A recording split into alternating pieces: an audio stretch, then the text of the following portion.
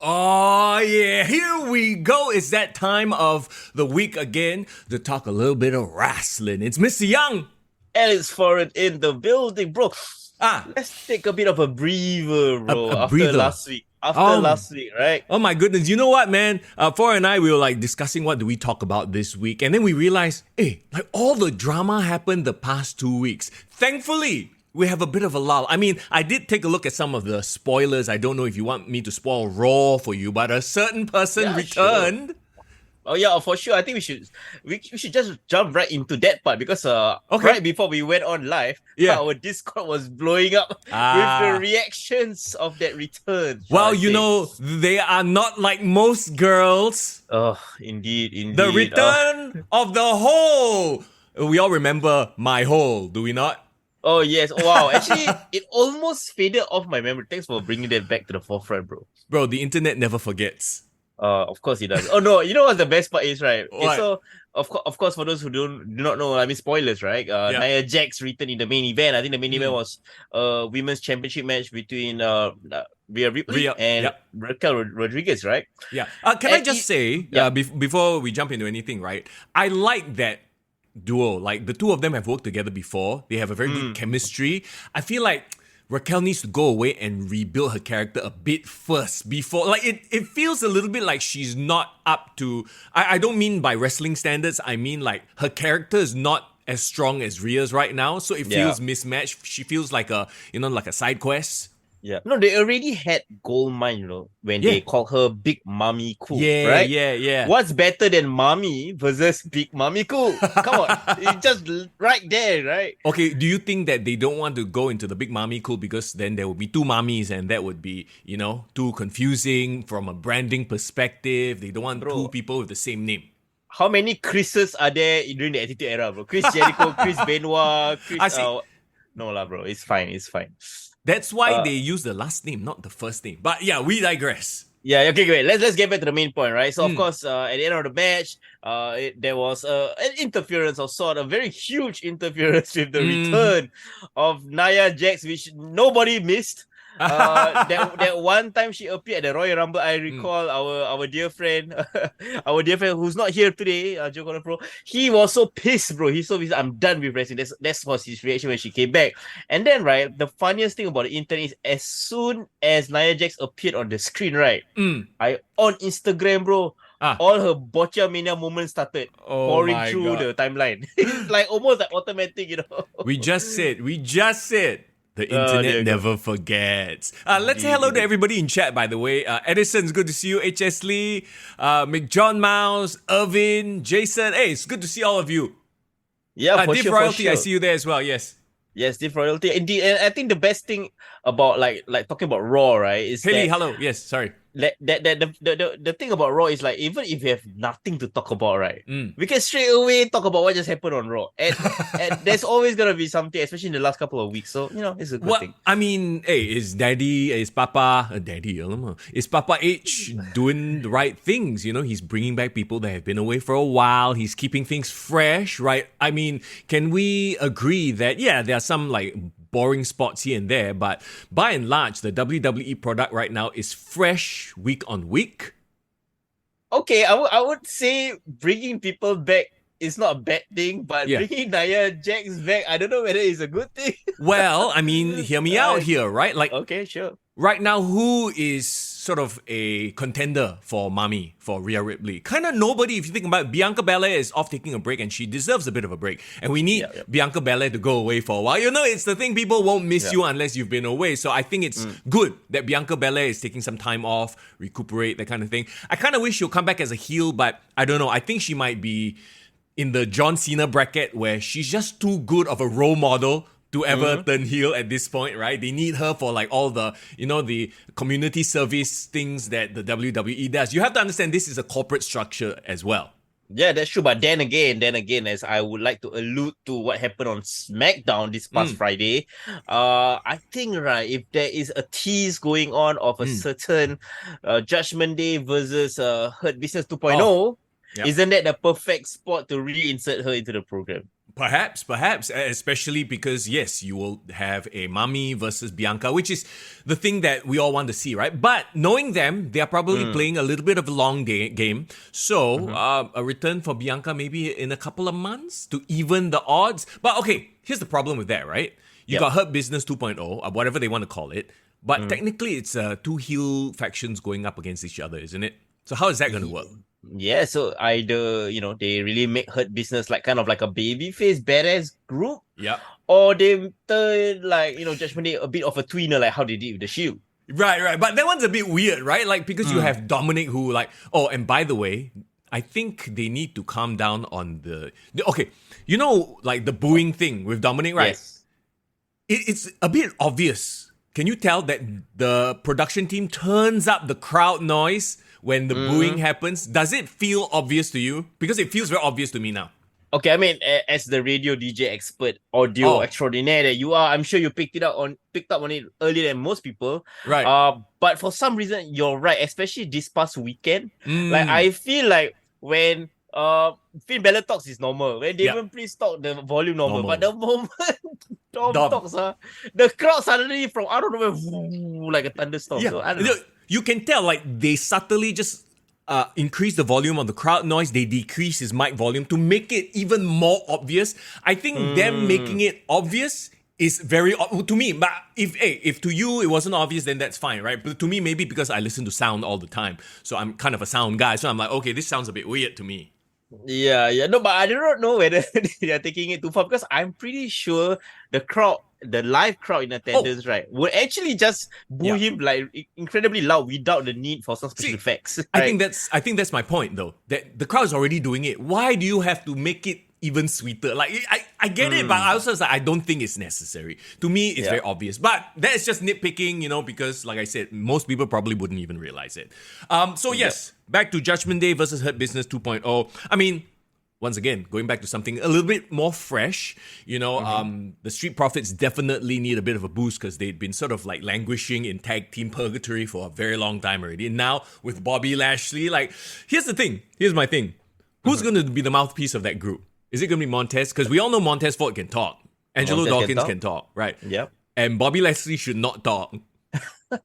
I mean, okay, Bobby Lashley can go into the MVP role as like the enforcer boss, but he should be the one that talks the least. I think you're right. I think let the Street Profits do the talking for both of them, Which is actually, okay, if you think about it in terms of like factions in the past, has there been a faction where, quote unquote, the main guy is not actually the talker? The main, Bobby Lashley is the main event guy, right? But usually, yes, correct. So usually there's a manager. Maybe friggin' what is MVP doing? He's still not hanging out with Omos, is he? I think he might still be with Omos, Where is Omos? Omos, they just drag him out once every 5 months. No, I think he's stuck somewhere either in India or brought back. Did they bring him to India, by the way, for the Superstar Spectacle, which I thought was going to be on the WWE Network? I was like, okay lah, never mind lah, watch lah. It wasn't. I was mildly upset. Oh dear God, yeah.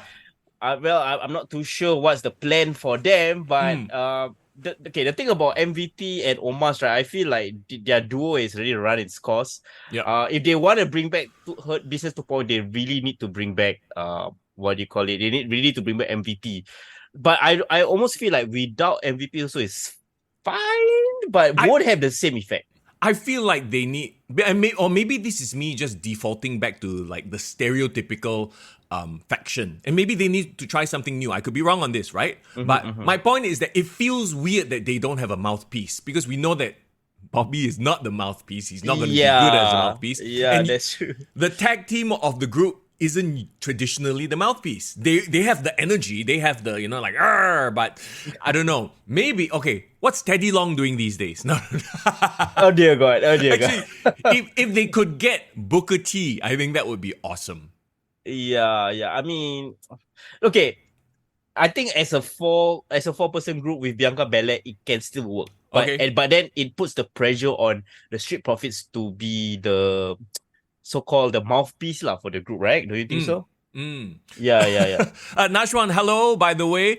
Irving suggests maybe you need to put Omos with Grayson Waller Or Okay, good. Austin Theory. No. Omos needs to be, put away.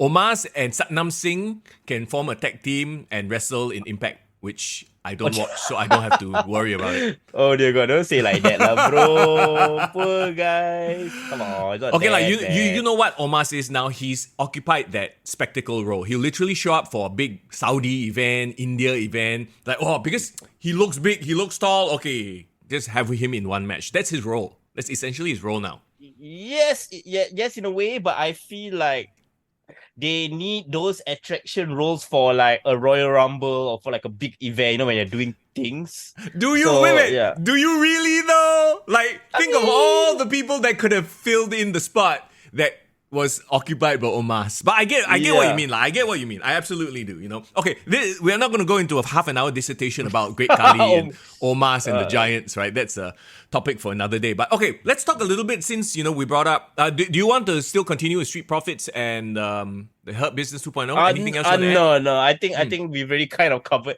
and Yeah. I think this is a developing storyline, right? Yeah. And we'll probably have more to say in the coming weeks ahead. Yes. So yeah.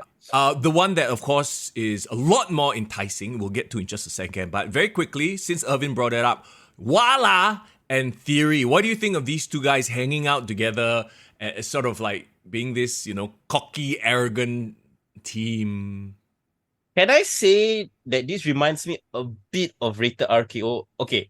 Yes. Yeah. Hear me out. I see Because right, in 2006, right, Randy had already his early main event run, right? 2004, Chris Benoit, he didn't do so well. He had his Undertaker run, but then in 2000 he was a bit of kind of floundering, trying to find himself. Yep. And I feel like Austin Theory is in the exact same spot. He already had a taste of this main event, like mainstream kind of thing, but he didn't really swim perfectly, So I feel like WWE is trying to push the brakes back a bit, put him a tag team, right? Trying to develop a bit more of his character.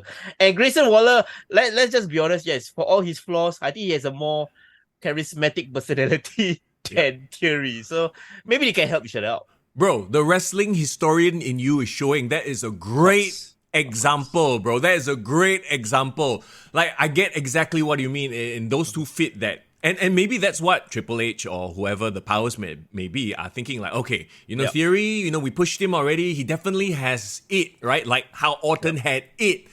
But it's just, something is a little bit off. It's not really there. Let's put him together with a young upcoming guy. They're both like ultra heel magnets. So I totally see them being a thing together for a while. And then, at some point they'll stab each other in the back. That's great. Blah, blah, blah. Yeah, the problem with Theory is, right, this era, there's no Mick Foley to give him a hardcore match and put him through thumbnails to build up his toughness, So like the fans look at him like, this guy's a putz, right? Like, you know what I mean? He doesn't Nothing have cred. to develop his toughness. Yeah, so he needs that street cred. And I thought, John Cena would have done it, but John Cena was just there to put him over in one match. Yeah. But he needs to be in a series. Imagine, bro.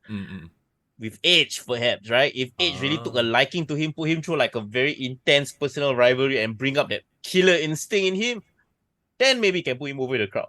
Okay, so like you talk about that whole Edge and Mick Foley sort of vibe, right? I get it, but who occupies that role? There is no Mick Foley role anymore. There's no grizzled veteran that will, because John Cena, right? Like it's funny that you bring him up because yes, John Cena, how do I put it? I don't see him as this gritty sort of like, Mick Foley type. He's very much a product of the WWE. Yes. So who would be that guy? Can you even think of anybody? Maybe he should go AEW where he can fall into thumbtacks every day. No. Okay, there's a difference between using a hardcore environment to put someone over and just doing a John Moxley, right? Yeah. No, exactly. Don't go all out and like, no. You must do it within the context of a story. I think people like Terry Funk, Mick Foley did it best. They knew how to introduce violence in a way that makes sense in the storyline. And not just violence for the sake of violence because it's cool. Yeah, So, well, at the end of the day, we want to toe the line between trying to make him look tough, trying to make him look like unrealistic, right? Yeah. So back to my point. Who is that person with the, the tenure who has the grizzled veteran sort of vibe that can give him that rub that will put him to the next level. I wonder if this is a consequence of the past couple of years, the previous generation being kind of meh. You know what I mean? Yeah. Like, if they, for some reason, they built up Sheamus into this bruiser, which he is. But I feel like Sheamus and Theory had a couple of US title matches, and the chemistry wasn't there, or just something wasn't about it wasn't like that happening. Yeah, that's what you're alluding to, right? Like the early 2010 roster of wrestlers, no one really took over that Mick Foley tough man role. In the company, right? So who? So it's isn't it a weird, just a random thought? But who occupies that tough guy role now? Like obviously all of them are tough. Fiat says Boogeyman lah. Bodoh lah. I saw that pop out of the chat. I was like, don't guys. I'm the Boogeyman and I'm coming to get you. Oh dear. Okay, Mac Jomas actually had a very interesting suggestion. No. Wait, no. Hear me out. I know he says get Dean Ambrose alone, not John Moxley. Okay. If Dean Ambrose stayed in the trajectory of WWE and was like really molded well and could have exceeded in that WWE role, he could have been technically the hardcore guy in WWE. True. Without going overboard like he does every week on AEW. That is true. But, it's a little bit too late. And, at this point, with the billionaire funding him, do you think he wants to come back? To come back to rules and regulate? Of course not, right? Yeah. Oh my God. Irvin says Kevin Owens. Kevin Owens kind of have that vibe. Okay. But see, Kevin Owens is not previous generation, I feel. You know what I mean? Like, the Edge and Mick Foley dynamic was like two different generations. I don't know. I guess so. Well, the funny thing is, right, I feel like in this current WWE environment, they don't need to have a violent tough guy. They just need to have like I would say Gunther could still be that standard bearer. Like, okay, if you can get through Gunther, that is like your gatekeeper, right? Like, then what about a Drew McIntyre? You talk about that kind of a tough guy. Yeah, I think Drew pulls that off really, really well. Right. Get all the European people lah. So what you're saying is the Europeans are tougher lah. I mean, I don't know. Let's not talk about politics now. Okay. That's just a little bit of a sidebar. Let's talk about what we really want to talk about. The tease, right? So there was a hint of it on SmackDown where we had LA Knight interacting with Paul Heyman. Yeah, okay. There we go. Wait, Irvin, hang on. Irvin says Jeff Hardy would fit very well. Bro, Jeff Hardy shouldn't wrestle anymore. And I say this with all the love and care, and I'm not like being a dick about it, right? But it's rough watching him in the ring now. Like, he's put his body through so much. I think it would look bad. So I would respectfully disagree with the Jeff Hardy suggestion. We all love Jeff Hardy, but I felt like he did. Basically, right, he is what Darby Allin could end up being if he doesn't take care of himself. No, exactly, right? It is, right? Him and Matt could have had such an incredible end, like a run, but then they went to AEW and that's that. Anyway, okay, back to things we want to look forward to. All right, Paul Heyman and LA Knight, they're teasing it. Is LA Knight going to be another side quest for Roman Reigns though? That's the thing. Like, part of me is like, oh man, I kind of don't want this to happen because I don't want him to be a side quest. I want him to be the champ. Right. Let's give some context, right?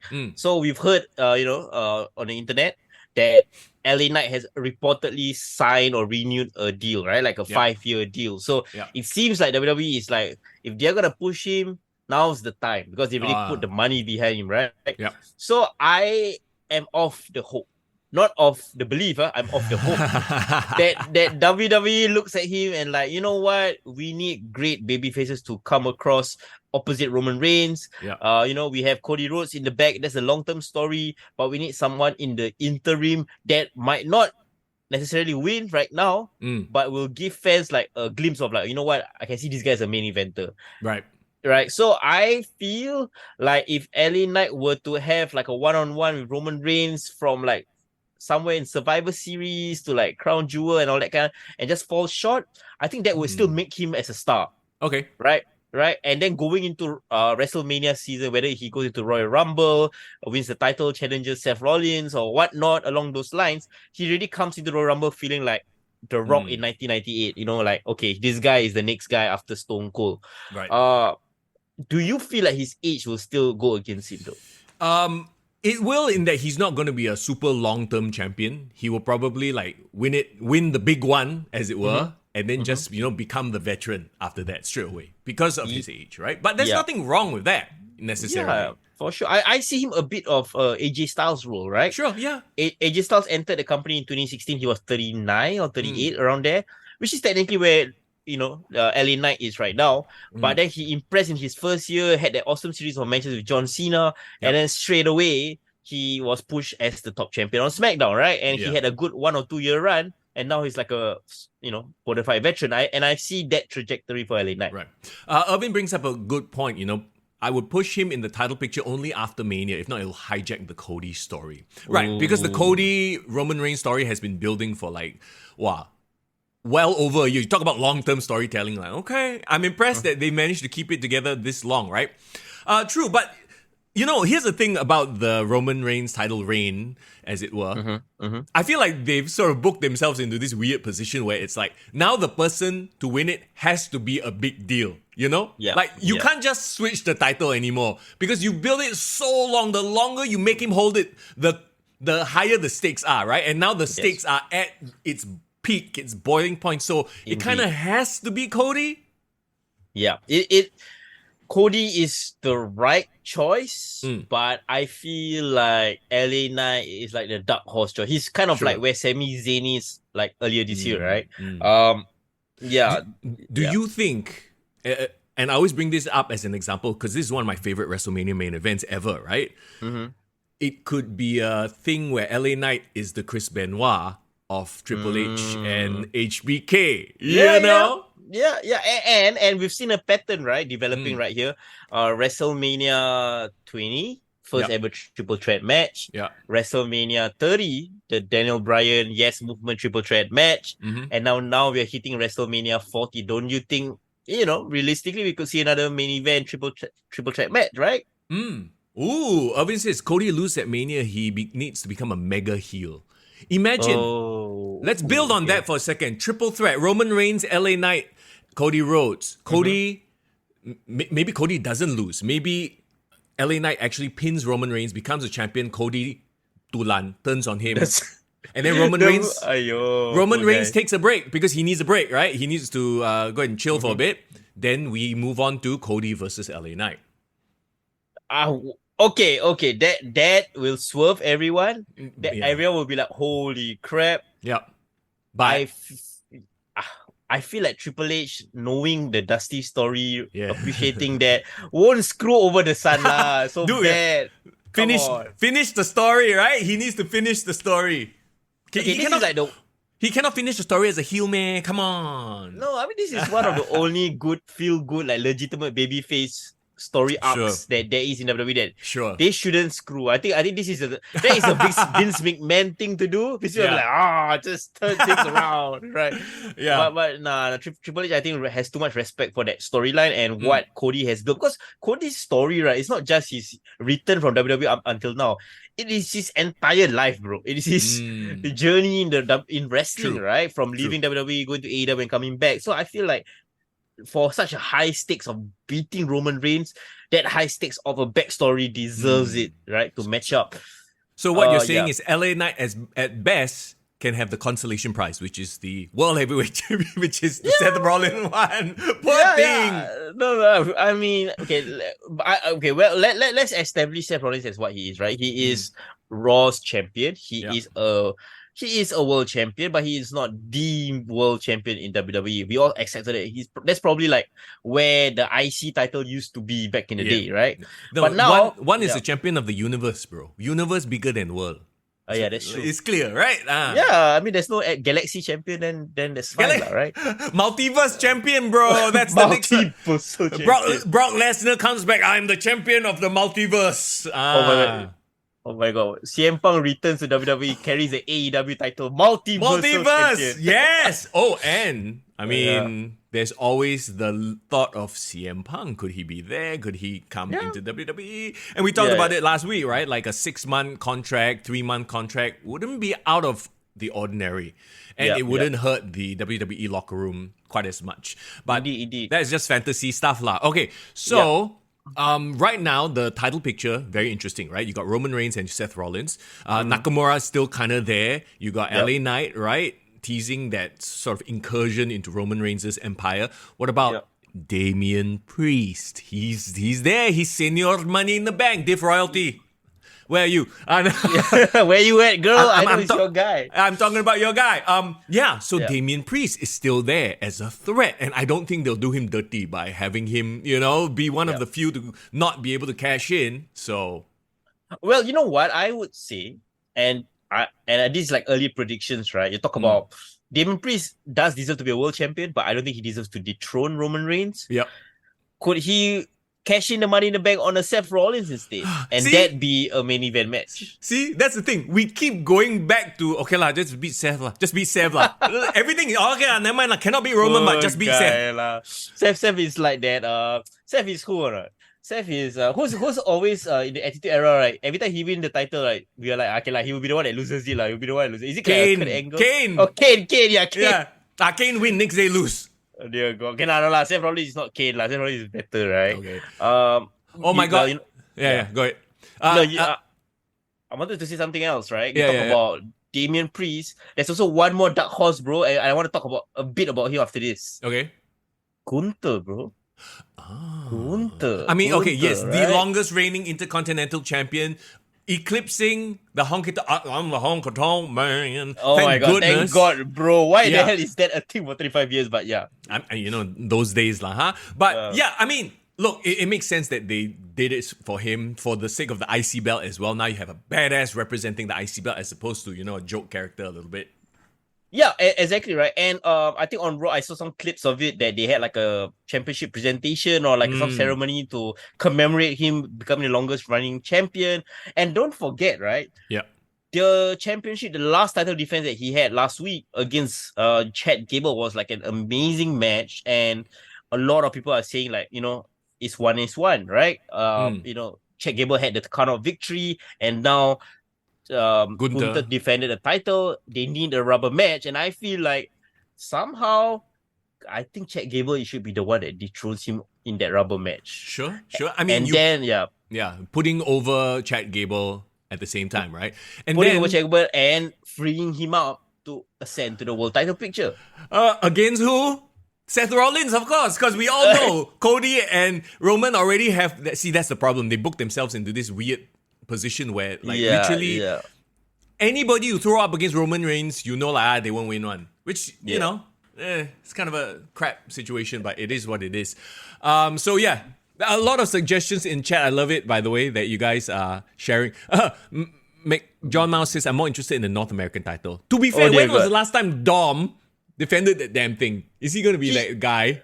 No, he won against Wesley. He had like one title defense, and after that he just chabut. He just lepak on Raw, never go NXT anymore. Which I guess kind of makes sense for that, like sort of a cowardly heel character. Is like, he's the champion, but he never defend. Yeah. Oh, I like what Vias Grinder said. Like, he's just waiting for that Judgment Day Civil War, right? Oh, yeah. Okay. McDonough has been... JD McDonough. I forgot his name here. Bro, what's sort of lurking around, What's your thoughts on that guy? I can't really decide how I feel about him and his role in this whole situation. I feel like... I don't know, man. Yeah, it's like he's trying to be there to disturb a bit, try to get in the good graces. Like, what, is he going to replace Finn? Did Finn bring him in to oust Damian because he's jealous? There's a lot of ways this could play out, which is great, right? Yeah. But I kind of feel like, why mess with something that's already working? Like, are they trying to go with Bloodline 2.0 so they'll have drama soon enough? Like, oh, you don't like me. Man. That kind of thing. Like, who's going to backstab who? But it's hard to take him seriously because he looks a bit like a hobbit. Like, very tough. Like Spike Dudley! Oh my God, Fias is Spike Dudley! Oh dear God.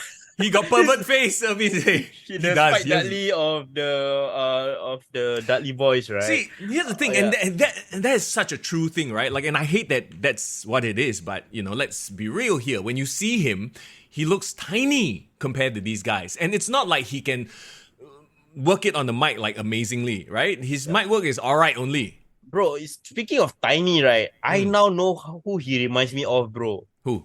Who's that tiny dwarf guy from Game of Thrones? He look exactly like him, bro. Oh, okay, yeah. He played. He was in Avengers Endgame also. Yeah, he was a dwarf. Yeah, I know who you mean. I forget. I don't watch Game of Thrones, but I know the character you're talking about. Okay, if you guys on chat, I know you guys know who I'm talking about. It's the one that is like the short guy. He always plays like dwarf character. Yeah. Because he is a dwarf. He always plays dwarf character. Tyrion Lannister was really great acting. Tyrion. Yes, no, he is a really good actor. That's the thing though. He's a really good actor. Yeah. I don't think JD McDonough is a good actor. No, God. Yeah. That's it, right?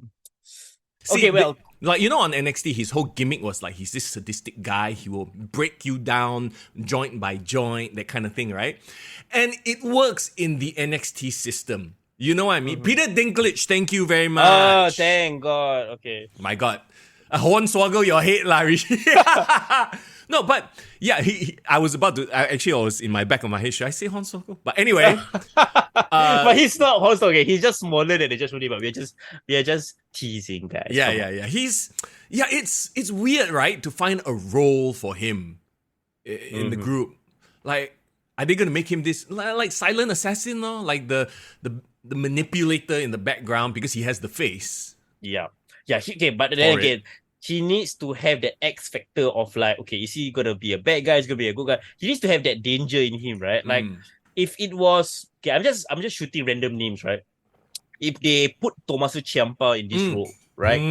Then you'll be like, oh yeah, what does Ciampa? What is he up to? What's his ulterior motive? Because he got that face, right?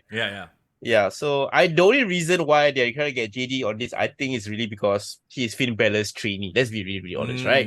Yeah. So, yeah. Yeah, and I don't know, he might just really end up like a side character, or like a Spike Dudley sort. Irvin says, if Vince is still around booking, he'll make JD eat and break chicken wings in his entrance video.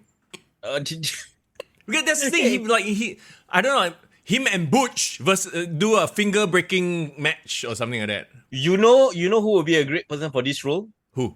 Bro, Ilya Dragunov. Fuck. And then you'll be like, oh, this guy having matches with Finn Balor and becoming his like guy behind him. Oh, that would be cool. That would be cool, yeah. So, that's the thing though. Like, the WWE right now is fresh. To me, there are a lot of fresh things that are happening right now, right? There's the comedy stuff, there's the more serious stuff, and, Bro, we haven't even talked about Jey Uso, bro. Oh, yes. Oh my God. Have you seen his entrances since he returned, since he came on Raw? Yeah. Bro, he becoming like concert, bro. Now the whole crowd is like a hip-hop crowd, bro.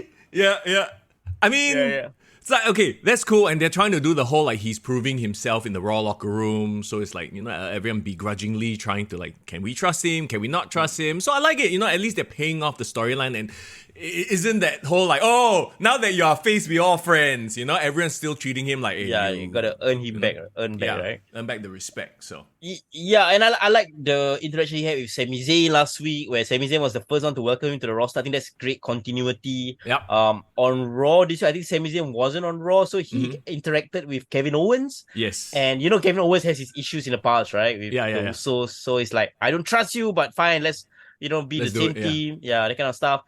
Yeah, Jey Uso, I feel like WWE is playing a long game, keeping him away on Raw, letting him build up his babyface stature, and then I think finally WrestleMania season then bring him back together with Jimmy. Correct, yeah. That's absolutely going to be, hey, why not sow the seeds at the Rumble? They can meet at the Rumble after not touching each other for like, almost half a year. Makes sense, right? Or like months, right? Yeah, man, like if I haven't touched my girl for like a year, the moment I touch, right, wow.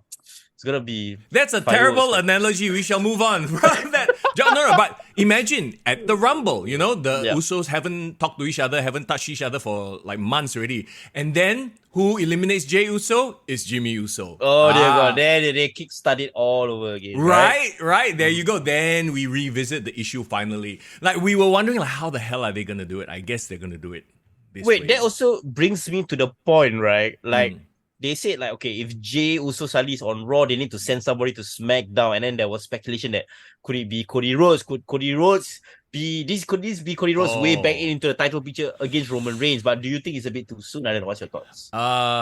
It is too soon. I think Cody Rhodes, that story needs to kick off after the Rumble, where he loses the Rumble. We cannot have him win the Rumble twice in a row. I think that would be too much.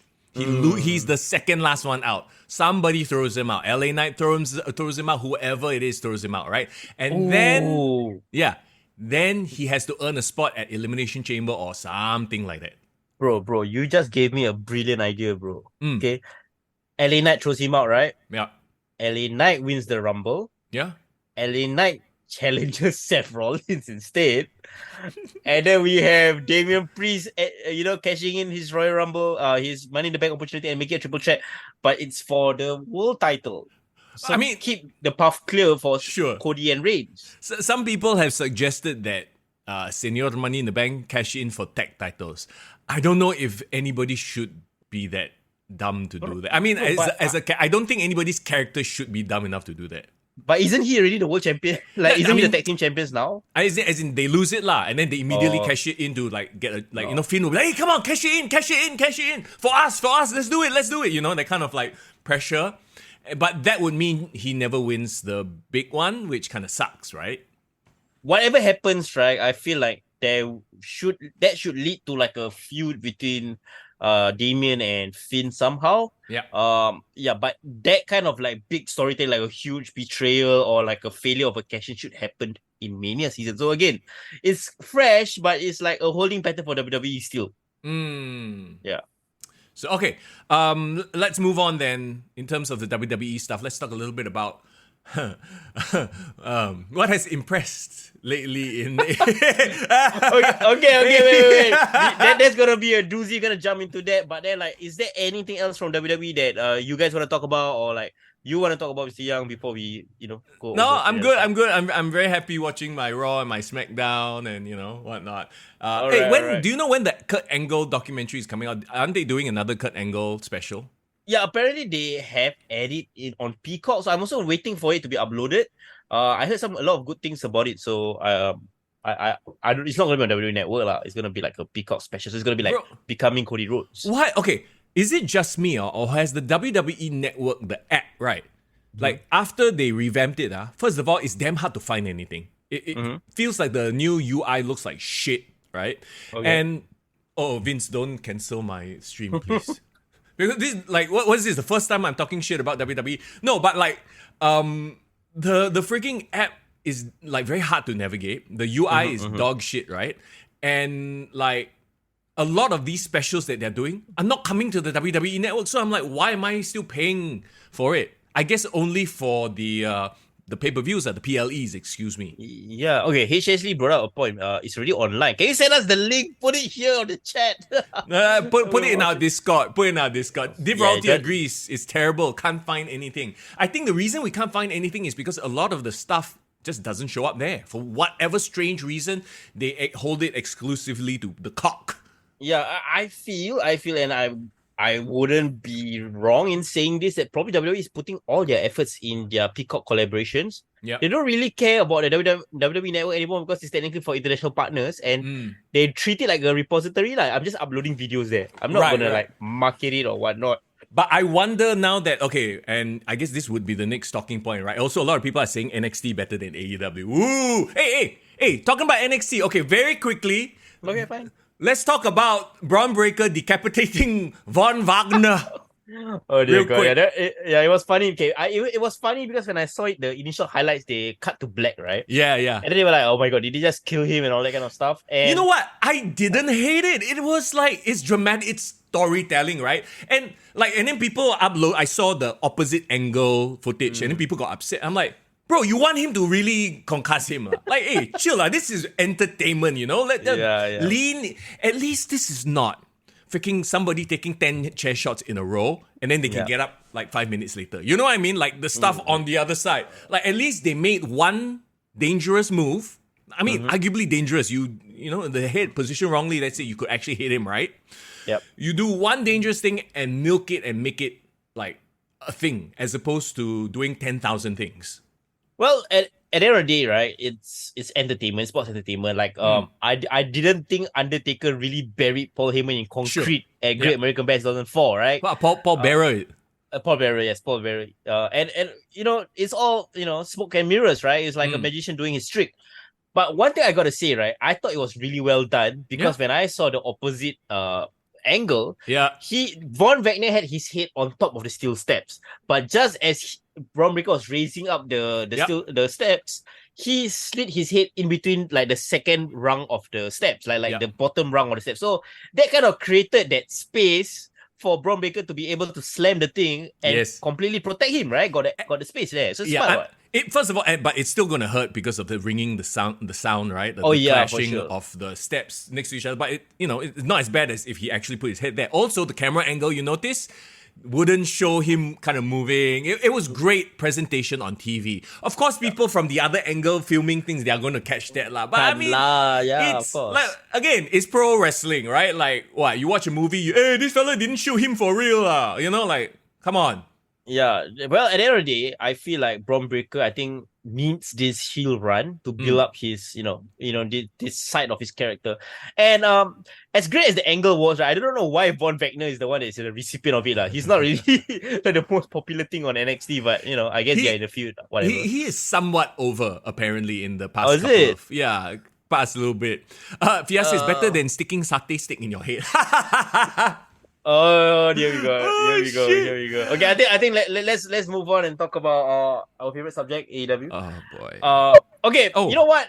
Can we start with something first, bro? Sure. Would you like to address some of the comments that our beloved Discord members, Gaddafi and Tovakin, wanted to propose to you? Do you read it? Yes. Because I tag you, bro. Yeah, I read it. Let's talk about it when we talk about our next topic, when we talk about main event egos, because I think it all connects there. You know what I'm saying?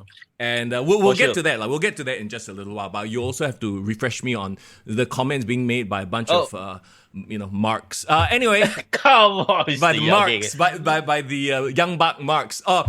Let's talk about AEW. Let's talk about Bryan Danielson. I guess that's the big one, right? Yeah. Where he insinuated that he was going to retire within a year, right? Like his daughter turned 7, he wants to be there for her, which is great, right? And the dude deserves it, to be honest. But what does it mean? As much as I want to say, he's going to put over a lot of talent, right? You know what I think it means? What? It means that he's just going to have the matches he wants to have. And I don't know if it's going to be a good thing for the technical wrestling purists. Like he's going to have fun, right? But I think that he's shown that he's the type of guy, because he's such a nice guy, he'll just go along with whatever. Yeah. So will it push the business forward? I don't think so. I don't think he will do what CM Punk did in pushing numbers, in bringing in mainstream. The first match he announced, he's going to face Zack Sabre Jr., a pro wrestling purist wet dream. To mainstream audience, who the fuck? Who? Do you get where I'm going with this? No, I get where you're going with this. I don't fault him though, because I feel he deserves it. Yeah, I feel like he's at the point of his career. He's like an age right now, right? Yeah, he just want to give back. He just want to have those matches that he never had a chance to do. So, I would even liken it to him because he's a dad, right? He's a father. His priorities is not to push the business to the stratosphere. He just wants to take the payday, not say take the payday, but he just wants to wrap up his career in a good way and focus on his family. So yeah. It's not even about being a dad. He's never been that guy. It just so happens he was that guy in that specific moment, the Yes movement. The stars aligned and he got pushed to that stratosphere. No, I'm not saying he doesn't deserve it. I'm saying that it's just not even in his personality to be that guy. Whereas CM Punk is the guy, I wanted to be the best, I want to push the business for. You know what I mean? We're dealing with personalities here. And we're kind of almost linking to the next topic we're going to talk about. Yeah. I have an even better comparison, bro. Okay. I feel like CM Punk and Bryan Danielson is like Bret Hart and Owen Hart. Okay, hear me out. Yes. Bret Hart, CM Punk. Because Bret Hart just wants to be the best. He's fixated on like being number one. being a great professional, blah blah blah. For better or for worse, yes. Yes, incredibly talented, blah blah blah. Owen Hart, naturally gifted, technical purist dream, right? Yes. He just everything comes naturally to him. But if you know his story, know his character, Yeah. he's a family man. Mm-hmm. He doesn't even enjoy the business. Yep. He just wants to be, be happy with the boys and then come home and be with his family. Yeah. He talked about how he just wanted to like retire. He was building his dream home before he tragically died, right? Mm. And I feel like Bryan Danielson has a lot of hallmarks of what made Owen Hart the way he was. Yes. Owen Hart was never going to be the number one guy because WWE never saw him as that guy who can carry and push the load or pull the bandwagon like a John Cena per se. But they acknowledge he's super talented, he has a spot, but we won't make him the guy. Yep. And I feel that's Bryan Danielson. Yeah, and once again, there's nothing wrong with that, not everybody needs to be the main event, the big John Cena superstar guy. And, kudos to him that he can do this, right? But, once again, does it mean that this would make for interesting AEW viewing? I don't think so. I think he's going to have his moments, he's going to have his matches on his terms, and yeah. Bro, Irvin's comment, bro. Bryan is like, Taman doesn't want... What the heck? That's the most random link, but okay. I love the Singaporean context to that reference. But once again, can we acknowledge Foreign with the wrestling historian links? Brett and Owen, that is a great connection right there when you talk about CM Punk and Bryan Danielson. Bro, okay. That's what I always say about the podcast, right? Come for Mr. Young's hot takes, stay for Foreign's knowledge of the business. Okay? Yes, let's go. Okay. Let's talk about the other thing that's somewhat interesting in AEW. MJF Samoa Joe. Ooh, okay. This is like just let them promo against each other every week, Ken. Yeah, I love it. Did you watch the whole segment? They put up the whole segment on AEW's YouTube channel, actually. Yeah. I mean, these two can talk you into the building type lah. And they will touch on sensitive topics, and they are smart. See, here's the thing: these two are smart enough that yes, they know how to appeal to the insider crowd, the marks, the people who read the dirt sheets. But a lot of how they promo, right? Even if you have no idea of the backstory or like that, you can still get into it. You know what I mean? Yeah, and it's almost, I think, right, they fell into the perfect storyline, right? Sure, when CM Punk left, CM Punk was feuding with Samoa Joe, and MJF had Adam Cole, but MJF, we always thought eventually he will fight CM Punk, right? Because they both have the titles. But then in CM Punk leaving, right, I thought there was going to be this void, but I almost feel as if Samoa Joe was the perfect replacement no one really thought about, but there's already an inbuilt story there, between Samoa Joe and MJF that they could explore further. So I felt it almost felt like a natural transition for Samoa Joe to fail in the capturing of the real world champion, but actually end up challenging for the actual world championship. So, right. But let me be clear there. The AEW was lucky they fell into that. It felt very, very lucky. But bro, that's the thing with AEW, and we've talked about this since the beginning of time, right? They've fallen into a lot more than they've created. The only few people that have created great stories have been MJF, CM Punk. Everything else, they just fell into it. Chris Jericho maybe a little bit once or twice. Then after that, it's all downhill from there. And Cody Rhodes to a certain extent. Can I also say something that you might not agree with, but I would like to say they actually have planned this out. I would argue that they actually played out even before the start of AEW, because their overall plan was to make Hangman Page their world champion, right? And I think that story of them building him up to that world title contendership was one of the stories that I felt they did create something out of it, but again, the momentum fell after he became champion. So and they flushed it all away in the subsequent months due to bad booking and just bad attitudes lah. So is MJF fully babyface already? I guess. I mean, it kind of came out of nowhere, and for all that I've read, it was literally a thing where they got put together and they are doing the best they can. You give good talent the leeway and the time to shine, and that's exactly what they'll do, and that's what MJF did. That's what CM Punk did. You know what? I like that he's having this babyface run, but I almost feel like it's like a borrowed time kind of run.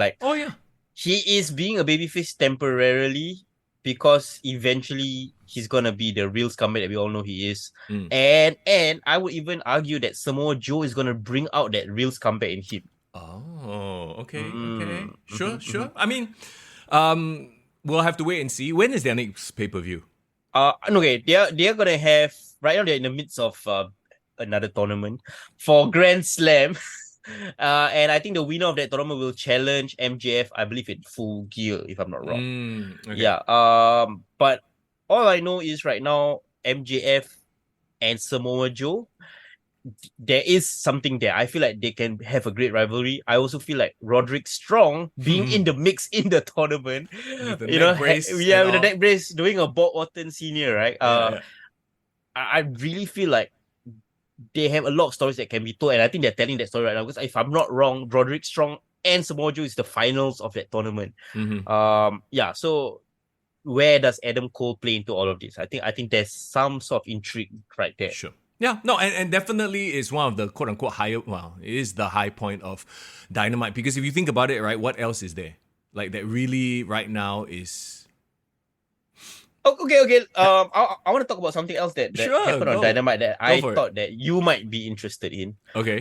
Did you see Hangman Adam Page and Swerve Strickland's promo as well? No, of course not. Okay. Yeah, I'm surprised as well. I'm really surprised because clearly, Hangman Page didn't do jack shit at all out. He just won some over budget battle royal, and apparently he won $50,000 and he donated it to charity. So okay, Sure. cool. But then so Strickland came out, right? So came out with Prince Nana, his Mogul Embassy, and I like Prince Nana because he's twerking his ass off during his entrance. So that was entertaining. But yeah, so Strickland suddenly come in, like, and so I never actually took so Strickland's promo ability for granted, because I feel like this guy can actually shoot a lot of truth bombs, and with the right kind of storyline, and this could be one of it. Basically, he just said that he thinks that Hangman Page has gone complacent. Okay. He thinks that Hangman Page has gone lazy because, like, what the hell are you doing at the 0 hour of All Out? 2 years ago you used to be the world champion. Now you're just content riding the coattails of the elite. You never even had a singles match for so long, and then say you just re-sign a contract. And I don't think you deserve it. And like, you're eating good, and it's showing. And then he pointed at his belly. Oh, it's showing funny. Indeed. Yeah. And then basically he's saying that if I got the opportunities that you've been handed to you, I would have been the first Black AEW World Champion by now. Ooh. Right? So there was a bit of like, okay, I see where this is going. So basically, I think Swerve's point of view is that he has his issue with Hangman, but it's kind of overall his issue with the elite's so-called ruling of the company because of the fact that they are the founders, right? Right. Yeah, so basically he called him out on Hangman shit lah. Everything that CM Punk would probably have said backstage, but he actually said to his face, or he mimicked whatever it is. And I feel like if one thing that is good out of, like, CM Punk leaving, a lot of people have to step up, right? Yeah. And I feel those people that has been underappreciated all this while would step up and get their chance. And I think Swerve Strickland could be one of them. You know what? I think we've always said that Swerve Strickland was, very talented in terms of, like, his time on NXT. And then, he left, and then they tried to replicate Hit Row, and, it's shit row. No, you so need... bad. Yeah, so Swerve was Hit Row, right? Oh, dear God. Okay, so, yeah, that sounds like something I will go and check out on YouTube, or I should. Check out the promo, Yeah. Anything else? Okay, well... Did you watch Collision, by the way? I did, and I tried. I don't think anybody watched Collision, but that's a different story altogether. Let's talk about Collision's ratings last week, right? To be fair, they had to go up against Payback, which is another hurdle. It is an hurdle, and I feel like, when they got up head-to-head against SummerSlam, like last month, they did have a drop, right? But they still had like about 425,000, blah, blah, blah, around there. Yep. But Collision last week started the show around 425,000, blah, blah, blah. But then the moment, did you all hear it? The moment Tony Khan had the announcement at the top of the show, yep. By the second quarter, it just rose. It just So knows that, right? by the end of it, I think they were at Rampage level. So, I mean, okay, it's a one-off. We'll have to wait and see. Maybe it was other things. Maybe it was other sporting events, whatever. We can't use one result, and I will give them that, right? We can't use one result. We'll have to wait and watch the next couple of episodes to see if that trend continues. Because if Collision becomes another Rampage, becomes like Dynamite, like we've talked about this before, right? Dynamite's trajectory usually is they start high and they go down. They never go up. Once in a while they do, yes, if they have some crazy like War Games style Blood and Guts main event, sure, they'll go up, right? People will get interested. But by and large, they cannot retain their audience. Collision, the CM Punk version of Collision, could always maintain. It was like, a standard. I would argue they even built their audience throughout the show because I think they knew how to format it in such a way that, okay, I'm going to build intrigue at the starting opening segment and people are going to stay to watch the main event that was built. Correct. I had no idea what happened this past week's episode because I just watched like clips of it and I saw the main event was Samoa Joe and Penta. And I think that was like a qualifying match in this tournament. So let's be really, really honest, right? Like we all know Collision was built for CM Punk, right? Yep. Even the networks demanded it, or networks created this show, give him this time slot and put CM Punk as the number one guy, right? So now the biggest selling point of CM Punk is over. Let's not talk about how he will do, right? We will probably know how he will do. But if you put on your GM cap, Mr. Young, now that CM Punk is a non-factor, he can't be on this show. What would you do to keep people watching Collision then? Wow. See, it's not a one. Here's the thing. The reason why Collision was good is not that it was because CM Punk was on the show, as in he's the main star. It's because, he had input in formatting the show. It was the format of the show, and it showed, right? Like you talked about, like, you had the build intrigue right from the start, pay off at the end. So you keep people staying there. So the question is, will they be able to book it the same way, or will the elite influence start creeping in again? Then all of a sudden, Jack Perry show up, Hangman Page show up, that group, and then it starts becoming this whole thing of like, it becomes, they just anyhow do whatever they want to do, which is what they've been doing on Dynamite for the longest time. Okay, so are you saying as long as they still keep those people away from Collision, they keep like Hangman, Bucks, whatever, John Moxley, whoever, Chris Jericho, and then still keep the show revolving around like Ricky Starks, Bullet Club Cole, Bryan Danielson? Bryan Danielson could be the so-called figurehead that replaces. Yeah, so it's not so much about the figurehead of CM Punk. It's just the culture that he brought in to just do a proper wrestling show that will maintain the audience throughout, right? Yeah, okay. So I think maybe what you're saying is like if they can still really deliver that realistic action, like we saw in those matches like with Buddy Matthews and Andrade. Fuck, give us Gunther Check Cable equivalent every day or every week on Collision, right? Like good wrestling, people who don't make a mockery of the sport by getting up after 5 Canadian destroyers. Like stuff that doesn't embarrass the sport.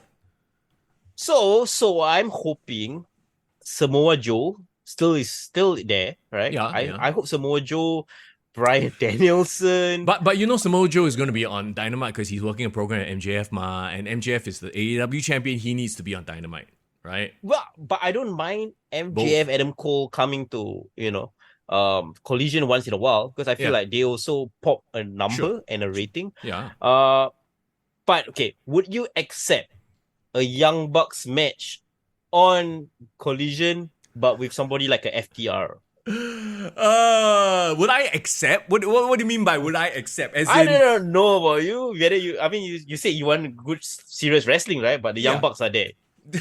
then we won't have good serious wrestling. Look, okay, I joke about that, right? Like it's sort of like the mentality, though. You know what I mean? It's like they can do it. It's just they don't want to do it only. They just want to do things their way and, this is how we've done it. It's worked for us, so let's just do it that way, right? Yeah. Well, you know what? I will be very honest. I have my biases, right? Everyone knows I'm a CM Punk fan, right? Yeah. Everybody knows, right? I've only quit Fight TV twice so far in my whole AEW viewing experience. Can you guess which are those 2 times? When he got injured and when he got fired. Yeah, so when he got injured the first time and they suspended him, I'm like, fuck, I ain't watching. I'm not gonna watch Dynamite on Fight TV. I just watch it online. And then literally, right, I kid you not, I just switched on Collision. I watched it last week, and then the first segment, Tony Khan say CM Punk's not gonna be on this show. I literally after that segment, it was live. I remember Sunday morning, I was like, fuck this shit. I just canceled my subscription. And I just watched the highlights right after. So that is my biases showing, right? Sure. But before we segue, but not just you though. The numbers bear it out. The fact that immediately after he made that announcement, the ratings went straight off a cliff. Yeah, there were some people who stuck around because they wanted to see what was going to happen on the show anyway. But it will be very interesting to see the next couple of weeks and how their ratings. Does it start low because people are like, okay, we are not coming back because there's no CM Punk. This past Sunday, I think will be very, very evident, how they're doing without it. And before we segue, and I wanted to like post you the exact quote, like the questions that the comments that our dearly beloved friends on our Discord said and asked. I want to make it clear, right? I'm a fan of CM Punk. Yeah. But I watched AEW from the start. Yeah. Right? Yeah, from the moment they announced like the Elite say, okay, they're gonna do a promotion, I was so excited. I remember, right, bro? I remember I was sitting here in this room, watching the first Double or Nothing, right? Yeah. And I got good goosebumps, bro. Bro, remember when you talk about you, but like remember when we were so excited about like how there was a period where WWE was just like fucking boring. And AEW was picking up the slack, and we were like, man, it's a good time to be a wrestling fan because, if one side is the shits, at least AEW was creating, remember when we were hyped about how Hangman Page was actually getting getting a lot of momentum. Remember that period? Yeah, so yeah, I think, for sure. I think, and people want to talk about tribalism and all that. I think their tribalism is showing. I think that because they are so married to that form of entertainment, and there is also this like, oh, we hate the WWE, and part of it is the WWE's fault, right? They've sort of built that reputation as being the big evil corporate empire for such a long time already. And I guess, are we just segueing straight into the next thing? Yeah, for sure. I think we can. I think because one of the things that somebody had an issue with is the fact that, WWE also got cronyism, because last week that was the word. You know what? Let's pull out the exact quotes, because I know Mr. Young. Mr. Young is such a social media marketer, right? He doesn't want to address the comments. No. You gotta watch. You gotta watch the show. You gotta watch the show. He just kept quiet, and then he was like, because here's the other thing. You know what? It's easy to put something down into a text. You can sit there, you can stew on it, you can type, you can research 10,000 things, but come on the show and talk and see whether your arguments hold up.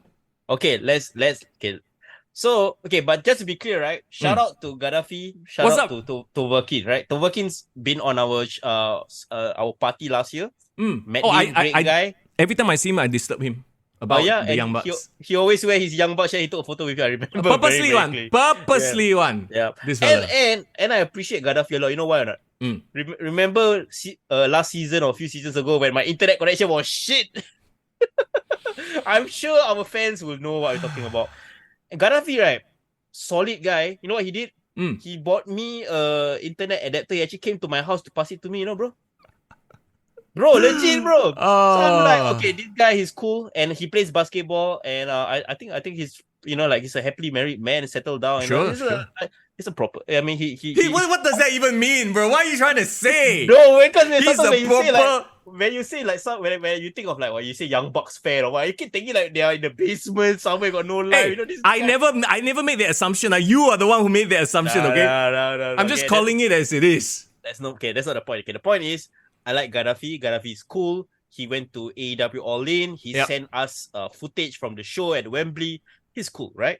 Okay, so this is what he said on the Discord. So for those without the benefit of being on our Discord channel, this is what he said. And if you want to have more such interesting conversations, please join us. Okay, Mr. Young, please do a plug for our Discord while I read the comments. Yes, the Discord link is in the comments. In the description. Come join us for all kinds of interesting conversations. Go ahead. All right. So this is the first. I would say. I would say it's very interesting. It's a very combative response to our hot takes. I think it's probably the first time somebody called us out on our shit. Okay, sure. So Gaddafi said, "Wow, the podcast," referring to last week's comments we made. Lots of assumptions that have since been debunked, like CM Punk being picked up, etc., making it seem like it's been a shit show. But the product says otherwise, at least in my opinion. Yeah, I'm first of all, glad- okay, there you go. Okay, That's his let's stop there. opinion. Yeah, that's his Okay. opinion. All right. I'm glad CM Punk is gone. Less drama, the better. And focus on the stories and wrestling instead. And cronyism. Lol. WWE was cronyism. Okay. Okay, first of all, we never once said that WWE never had cronyism. This assumption that we are saying, oh, WWE is a paragon of virtue. Vince McMahon is Jesus and Stephanie McMahon is the mother. Like, what? When did we ever say that? You know what I mean? It's never been. See, here's the thing. The assumption is always because I shit on AEW a lot, right? People forget that I shit on WWE also. Like, you know what I mean? Go back to before AEW was a thing. So, okay, fine, whatever, right? Cronies, because we were talking about the CM Punk, Young Bucks, that whole situation. Yep. And I'm sorry, but that smacked of cronyism, did it not? And let's look, fine, you want to bring up WWE as an example, you have the Clique, you have WCW, you have Hogan and that group as well, right? Every company will have it. You know, it's just an unfortunate thing of life. But here's the thing. The Clique all drew money, all brought in viewers. Hogan brought in numbers. NWO brought in numbers. They were main event stars. So, in a way, Eric Bischoff, Ted Turner, Vince McMahon, they're like, close one eye. You can kind of get it, right? CM Punk and Young Bucks, the elite. Forget about Young Bucks, the elite. Tell me who draws. Cody Rhodes. Oh gosh. But you know what I mean? Like, you want to talk about cronyism, fine. Like I said, nobody ever once said that WWE is free of cronyism. I think there's a lot less of it now. And we can see it in the product, right? And here's the other thing, professionalism. That's this week's word, professionalism. There's way more professionalism in the WWE in 2023 than there is in AEW. And, you know, it shows, right? You don't have a Hangman Page coming out and trying to drop a pipe bomb when he's just basically bitching about this other guy. You don't have their guys sort of... I mean, you probably have people leaking to the dirt sheets, but come on. We all know that the Young Bucks and Dave Meltzer, they're like, you know, they're real tight. And all of a sudden, there's always leaks. There's always, like, who is leaking shit to the dirt sheets? We know what. I mean, you brought up very valid points, but I think in that regard, right, you also would agree that if WWE is a paragon of so-called professionalism compared to AEW at this point in time... wait. I never said they are not a paragon. Okay. I'm not paraphrasing your words. Their product is a lot more professional. Yes, correct. So, given that scenario, and let's be clear, regardless of my thoughts of CM Punk, what he did wasn't professional. No, it was not. But I understand it in that he was, to quote him, sick. He's old and what was it? Old and cranky, and he's tired of dealing with kids. Yeah, I'm old, tired, and sick of dealing with children. Yeah, like, you know, like I think every one of us can relate to that to some degree. And for sure. Okay, let me put it this way.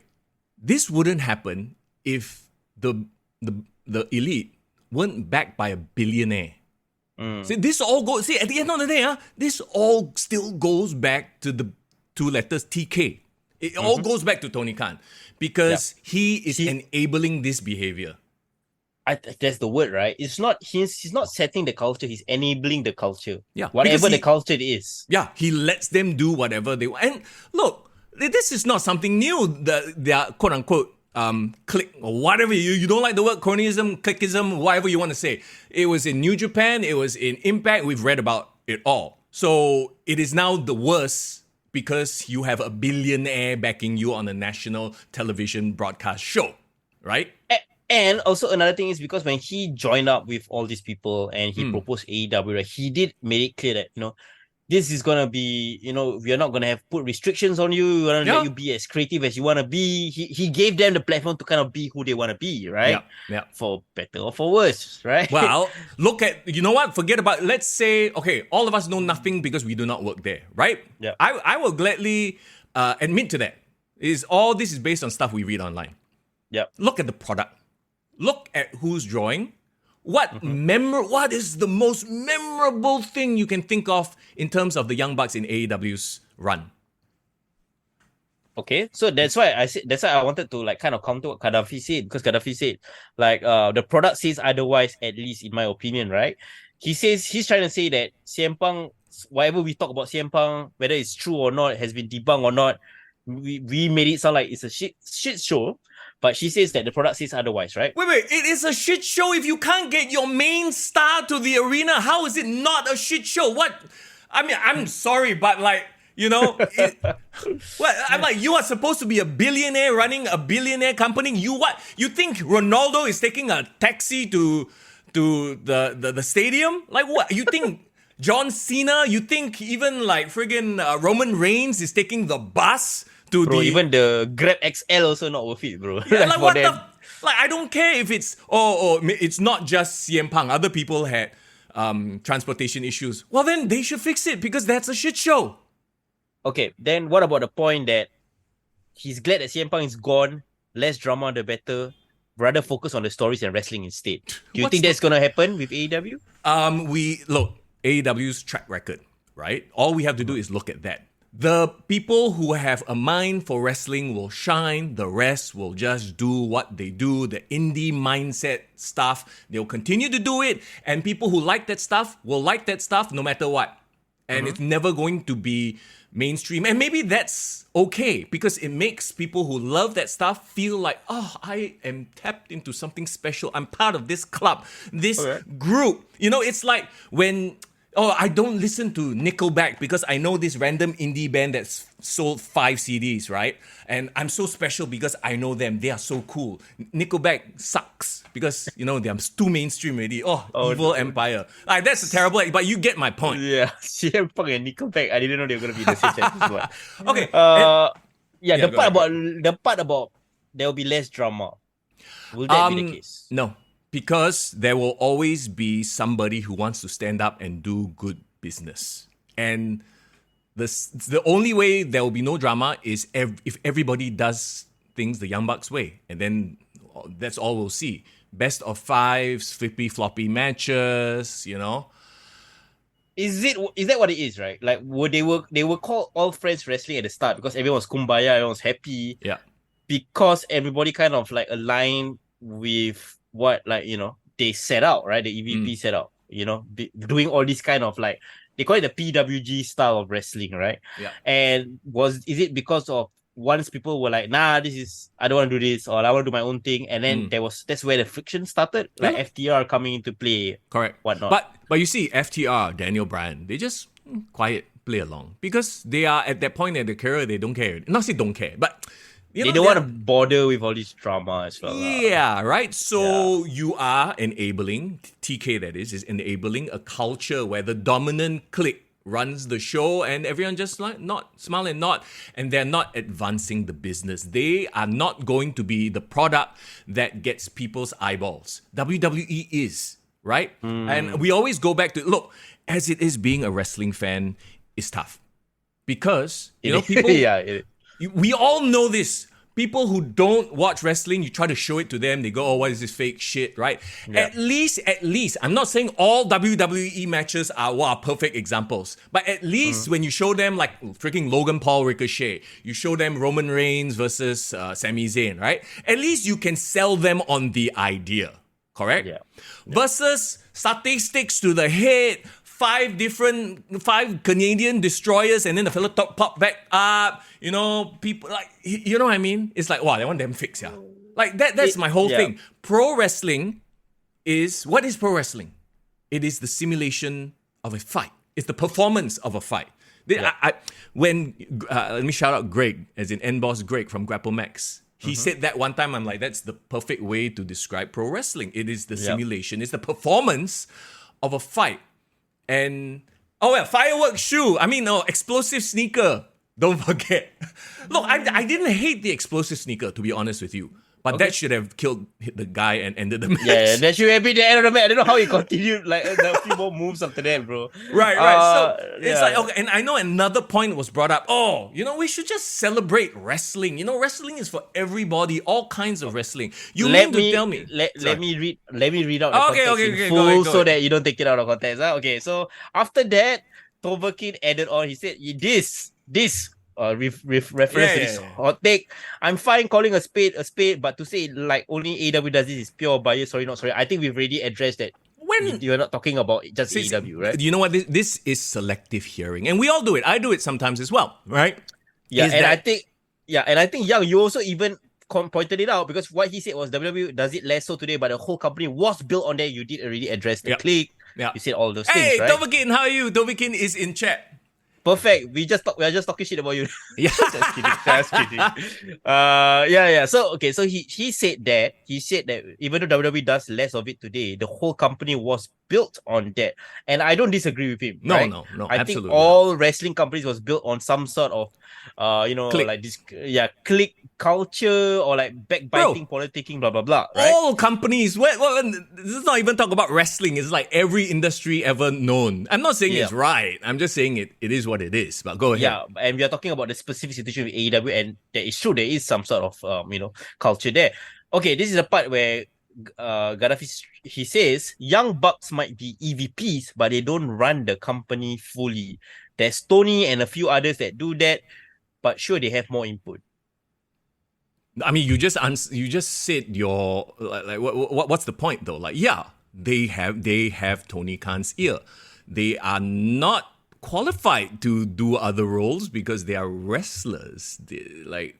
I don't get what the point there is.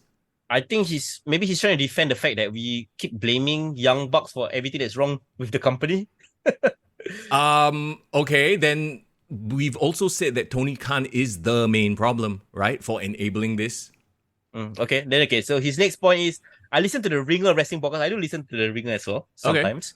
Okay. Not one of them worked in WWE backstage for quite a bit, and they tend not to compare AEW and WWE as much. A more balanced view might be good, but then again, mainstream equals WWE, and that's the main audience, I guess, for KTTG. Okay. What's again, your thoughts on that? Yeah. We cover both, right? And we just see. Here's the thing: we react to what we see, what we read, and like I don't get the point here. Like, read the next line. His point is he would prefer a more balanced view. Well, what is a balanced view though? Like every time WWE has done something stupid, we've called it out, right? So how more balanced do you like? I'm not blind when I see something stupid. When somebody's exploding shoe hits a person's face and the person is not dead, like that's some bullshit.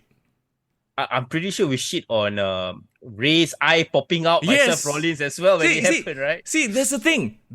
What it is selective hearing because I have offended your little clique, your little like, oh my precious, right? Oh, you are the anti-AEW. Like, no, bro, remember when we were talking good about AEW, right?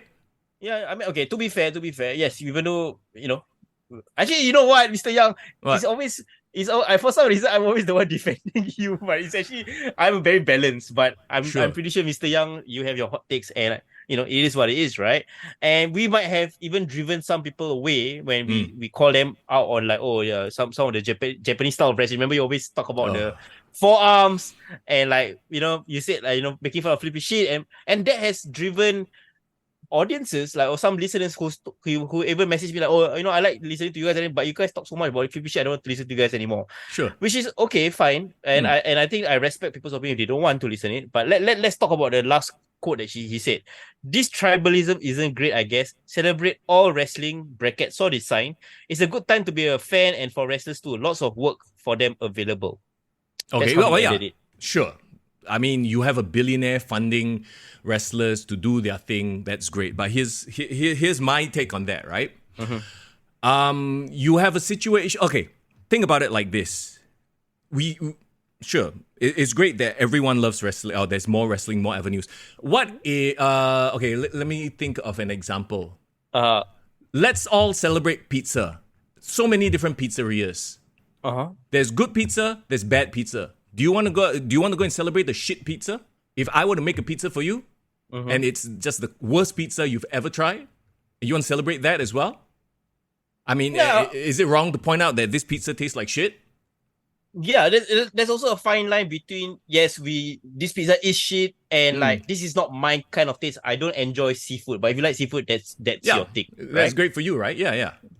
Yeah, but I think where we come from is like where if it's shit, it's shit. If it's good, it's good. He'll just say it as it is. Yeah, Uh, yeah. and if it's and again to Vakin's point, not all of it is Young Bucks' fault. I agree because No, I no, don't no. think Young Bucks like he. Sorry, I keep thinking about CM Punk's comment. They can't even manage a target, and then I laugh to myself, right? Because that's the case, right? I don't think Young Bucks can force people to do what they want to do or what they don't want to do. They can No. influence. They can But see, okay, politic. here's the thing. Yeah, Here's the thing. Yeah, yeah. that's the word. They can politic, and this I think is very slimy. This is the cronyism part that I didn't like. Right? Once again, not saying that WWE never had. We've talked about this before. Shawn Michaels used to be a complete Oh dear God, D-bag. Shawn Michaels equals cronyism, bro. Exactly, right? Triple H, their whole and we'll talk about that in just a little while because we want to get into the mega egos. But that's the point. We're calling a spade in that this whole situation broke down. A, because Tony Khan didn't do his job, and B, because you had one group with all their friends trying to push out. Whether it's because they feel threatened, because this guy didn't want to do things their way, it is you cannot argue that they didn't have a hand in this whole thing getting set off. You know what I mean? If Hangman Page never did that stupid promo, if Jack Perry didn't turn to the camera and run his mealy mouth, right? Nothing would have happened. You know what I mean? Everything is on an edge already. And because Tony Khan didn't do anything about it, that's why everything is on an edge. So, like, let's say if you had nothing but Daniel Bryan's or nothing but CM Punk's, I think they could do business.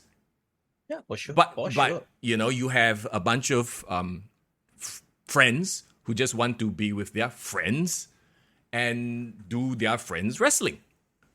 Well, at the end of the day, I feel like when CM Punk first joined the company, I still remember there was a Being the Elite episode where CM Punk was featured there, and everyone was getting along well. I think Young Bucks and CM Punk even took photos together. Like it was still kumbaya, which is incredible to think. Like now, 2 years later, right? But they felt there was like some sort of shared value there. There's a mission to like make AEW really good. I don't know what happened along the way that caused the relationship to like falter. And a lot of people might say, yeah, it's CM Punk's fault. He's such a disruptive character, or he has bitch feet, or blah blah blah. So far I've seen him reacting to situations where he's being fucked over. I've not seen, maybe it will come out later in the future that he did rub people the wrong way, or he did say things, or he did cause trouble. But so far, it's always been things that happen that push him over the edge and make him react in the way that he does. Yeah. So, I mean, it could be said that the Young Bucks are just very smart in that they played this, or maybe they're just being them and they pissed off CM Punk through no extra action of their own. Whatever the case may be, there's no disputing that these things happen because of, like trigger events, canon events, if you will. Yes, I would say it's canon events, right? Because remember when somebody convinced us to watch a Young Bucks versus the Elite Golden Lovers. Yeah, Ring of Honor, right? And we had our fun with the match, and we actually enjoyed it to a certain extent. It was New Japan. It was in New Japan, right? Researchers, if I'm not wrong. But anyway, the point is we did enjoy what they could offer us. Yeah. In I would say it was in a vacuum, perhaps. Yeah, in the context of that match, I mean, obviously we didn't know what the promo was leading up to it, that kind of thing, but it was a good match. Yeah. And of course, if without the Young Bucks, without Kenny Omega, the Elite, the AEW wouldn't exist. And we might forget now, but in 2017, 2018, they literally were the hottest thing in pro wrestling, beyond whatever WWE was doing. Whatever that happened with Bullet Club and New Japan was literally a hot thing, right? And they created the buzz for themselves, so no one can take that away from the Young Bucks, right? No. But I think it's like what you said, right? It's more of when you see a magic trick so many times, it loses the appeal, the specialness that it felt at the beginning. I go back to the same point I've made since the beginning of AEW, right? They work an indie style and it works for them. Kudos to them, because you don't see them that often. Now on an episodic television show, it doesn't work, and they're starting to realize it, and they're starting to realize that their position in the company is being quote unquote like, oh, okay, you can't get it done, then maybe you're not as effective, blah blah blah, whatever, I don't know, But the point is that they haven't proven to be ratings draws. CM Punk has. And Tony Khan as a boss, knowing that, I'm not saying he should let CM Punk run everything. Like, sure, yeah, you got to defer to the Young Bucks a little bit, right? But to not discipline in that, okay, he suspended them, whatever, basically a paid holiday, right? But to fire CM Punk and not to do something about Jack Perry in a bigger way, like, what is Jack Perry? He's not even a mid-carder for crying out loud. You know? You let him make you fire your main draw. And he can do it. Why? He's a billionaire. So at the end of the day, if he doesn't have money at stake, like he knows he got the billions to fall back on, then he's never going to change, right? Yeah, and I think at the end of the day, this is a debate that will never be resolved until the end of AEW's time, which is when Daddy says no anymore. You know what I mean? Yeah, of course. And you know, we are still waiting for that big bomb, nuclear bomb to drop after this, bro. You know, everyone, the wrestling world is waiting for what CM Punk's gonna say next. Or gonna do next, right? Or this could be the greatest work ever perpetrated on the wrestling business. I still, at like 1% of me is like, is this the greatest work ever? Then if that happens, then will you say like, you know what? I give my hands up, CM Punk, Young Bucks, you guys did it. Yeah, of course, 100%. Because this would be the greatest work ever perpetrated on the wrestling business. Oh dear God. Hey, so who's have some nice things to say about Mr. Young for once, bro? Hey, what? People have nice things to say about me all the time, man. But Div, you're right. AEW just needs more solid leadership. They have the talents, right? They have the Miros and the CJ. Oh, hey, can we very quickly talk about CJ Perry's promo? Oh, you saw it. Yes. Collision, right? I saw it on Instagram. Where were these promo skills this whole time? She can talk. Holy shit! I was like, okay, well, now I'm invested. You know what? She actually has acting. She got acting experience. Well, she was in what's that show? Pitch Perfect. She was in a movie. What? Pitch Perfect. Did you know that? You didn't know? No, I did not know. But okay. Watch Pitch Perfect 1. She was in one of the background singers in the group. Like, okay. Maybe anyway, that's not the point. Maybe because it was a produced segment. Maybe like in the ring live promo, that one a bit chachat. But I don't know. Hey, maybe she's been taking acting classes. Whatever it is, I watched that promo. I was like, okay, well, now I'm interested to see what this... I just hope it's not another cuckolding thing again, okay? Like... With the Bobby Lashley, remember that shit? Yeah, it better not be that. They better not suddenly say that, oh my God, the Hobbs is with Lana or what. Bobby Lashley Miro situation lah. But no, I hope not. But you know what? Yeah, I actually saw that clip. I was like, holy shit, I'm going to repost this, man. This was really impressive, right? Again, that's what it is, right? You need to have Miro being given a prominent role. People need to step up. Like, okay, as much as like CM Punk leaving sucks, it's like Bret Hart leaving sucks. I thought it's gonna be the end of the world for the Attitude Era. Yeah. I thought it's gonna be the end of the world, but then the Attitude Era came, right? Yeah. So in every setback, there is an opportunity there, but it just remains to be seen what AEW can do to capitalize on this, right? I mean, hopefully somebody steps up, like your MJFs, your... I mean, Samoa Joe, come on. You make it sound like a nobody there. No, well, I mean, okay, Samoa Joe, but he's on the decline of his career. Okay, already. Let's be real, right? I tell you 5 people that they can build a company around, right? MJF, right? Yes. Ricky Starks, come on. Sure. They can build around Will Hobbs. I still think Will Hobbs has the potential. They can build around Miro. They can build around Jay White, Bullet Club Go. Okay, yeah, sure. I feel like they have not been stained by the booking as badly as other people. Where like, you know what, no chance. No, I still think all these 5 people still can carry AEW. I mean, of course, if MJF leaves to go to WWE, then go buy AEW. There's no reason to watch anymore. But you know what I mean, like. Just to watch these glimpses, we have to sit through Dark Order. We have to sit through, like, I don't know, Aussie Open. Okay, maybe they're not that bad, but like, you know, it's like... Aussie Open is good, yeah. No freaking promo, no build. Like, I'm not talking about bad wrestlers. I'm talking about... Well, okay, I am talking about bad wrestlers. But like, people with no build, no stories. You talk about like, you know, focus on the stories moving ahead. Like, what stories? The booking has been shit. It's been short-term booking, you know? Yeah, that's what I mean. And I think Hale's put out a great point. Like, there's no future thinking. You think government development is basically, if Singapore government was running the wrestling, I think it's more like WWE. It's not AEW. Yeah. I mean, I would say that. I mean, even you said it, right? Like, they had a 3-year plan, but then now after 3 years, it's like it looks like they got no plan. Anything goes, right? Yeah, it's like anything. Once again, it's the inmates running the asylum, and they think they want to claim they got long-term plan, but actually it's just okay lah. We feel whatever. It's an indie mindset. It's like indie wrestlers going from town to town. Okay, what are we doing tonight? Okay, let's do this. Okay, cool. It seems like that's how they're running their shows, by and large, except for certain cases of people who know what they're doing. I know people like Chris Jericho, they said it on their own podcast, saying that, like, he likes to write 8 weeks of television for every storyline he does. Sure. And actually, right, for all his flaws and whatever shit he puts out on AEW, you do see most of his rivalries have a week-to-week progression, right? Yeah, like there's a start and a finish, right? Yeah. Before he moves on to the next people. Yeah, with a lot of these other quote-unquote elite people, it's like stop-start, and kind of goes nowhere. But at the end of the day, I guess to put a bow on it, right? Look, AEW is up there. You can't help but compare it to the WWE. Like, literally, they're there on national television. They are supposed to be an alternative, right? And if they are going to do a product that is, to me, like I said, I find it very hard to justify watching it's easy if you are a diehard fan and you don't care and you live in that bubble. But if you're like, all right, let's spread the word of pro wrestling, AEW will never be the show that I show people. AEW will never be the example.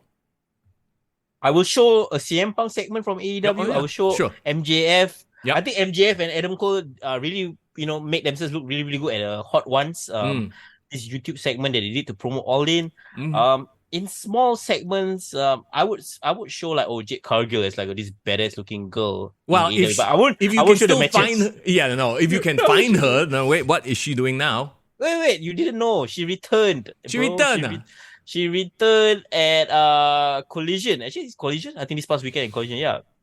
Well, Okay. Okay, but anyway. It's not going to get me to watch the show. No, I don't. You're not going to watch it for Collision.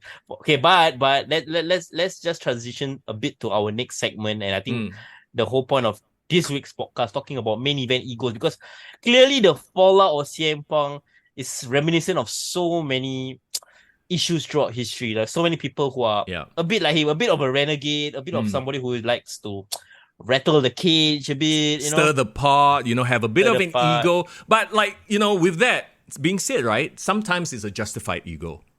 You know what I mean? As in, yes, they know their value, they know their worth, and therefore they will not put themselves beneath, which you can respect, right? Not everyone is going to be a Daniel Bryan. Not everyone's going to be who's like super nice guy. Like a John Cena accommodating. Well, no, John Cena was probably pretty, politicking before then. See, every level there is some level of it. Yeah, you know what? Everyone's. I would argue you can't become a top star if you don't have that in you. No, exactly. That's exactly it. Those that don't really care to do it, they will just be there, and maybe once in a while they will get their chance to shine, like your Daniel Bryans, for example, Bryan Danielson's, right? Because the crowd determined it. I have the perfect example of a guy who don't give a fuck. Rob Van Dam. Oh yeah. No, that is exactly it, right? Because he didn't care. It wasn't his goal to be, and that is absolutely fine. Yeah, and Rob Van Dam carved a great career for himself, and he will always be beloved by fans. But you realize something, right? What? He was never the top guy. No, I mean for a while. Guy. No, he was the top guy when the situation fitted. When he won the title against John Cena at One Night Stand, yeah. Right? Yeah, but what I'm saying is like the company won't trust him to pull the bandwagon in a way because he doesn't show. People will say like, he doesn't have the hunger to be the top guy. But some people just don't want that drama and stress and try to backstep each other to get to the top. Sure. I mean, just very quick comparison, just to put things in perspective, right? Like, for all that we've said, think about the elite, for example, right? Think about the elite, now think about the clique. the click, on one side, you have all main event stars that have at some point drawn money, right? Look at the Elite. Okay, I mean- wait. Okay, let me be the mediator here. Sure.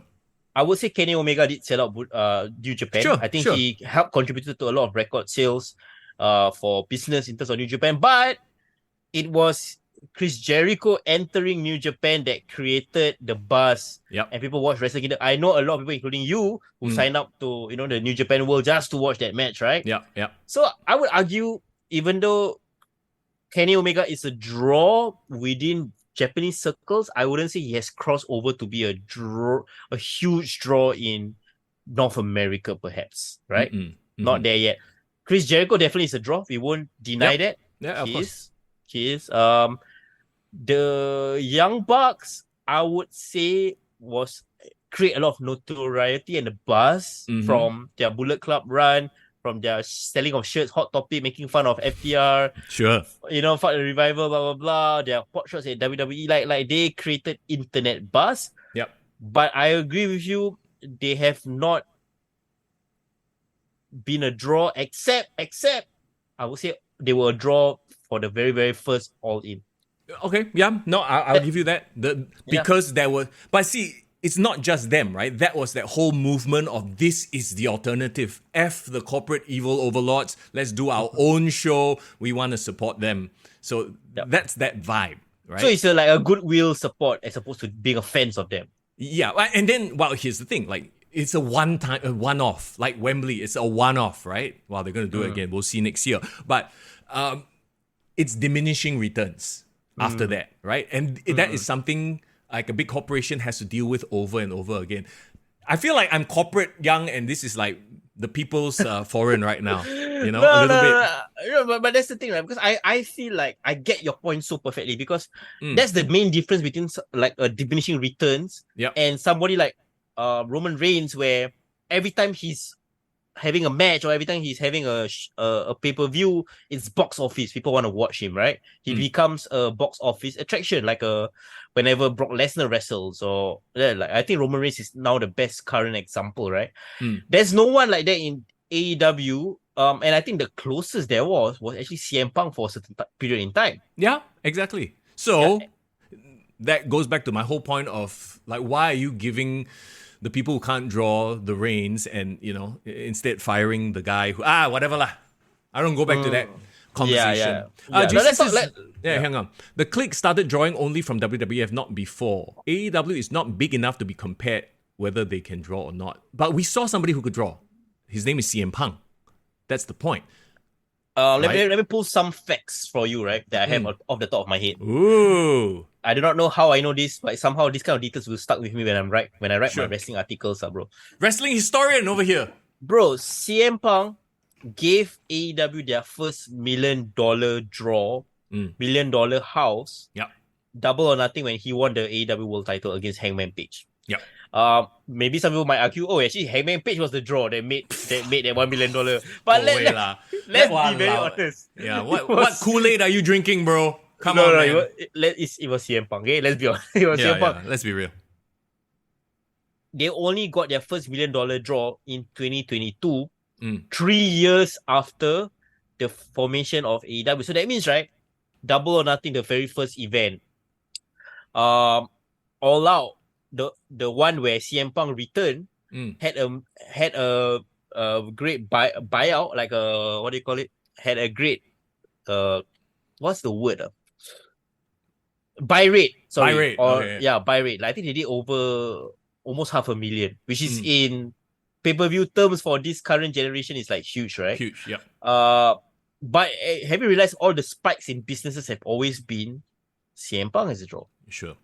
Yeah. I mean, you could argue that that's because he was already a champion, blah, blah, blah, whatever. But it's the same, like, you go back to the WWF, WCW days, right? Like, you know, Hogan jumping over initially was not a draw. That only when the NWO became a thing, right? Kevin Nash, Scott Hall, also, you know, they came in as the outsiders. It was very interesting. But They weren't a draw in WWE. No, because that was like the lowest record sales when they were on top, right? But I mean, they were still there at a great point in time, right? But yeah, ultimately they did become a draw if you look back in history. So, I mean, the jury's still out. Maybe in the next 5 years, the Young Bucks prove us wrong, prove me wrong, all of a sudden become superstars and like super draws. We never know, right?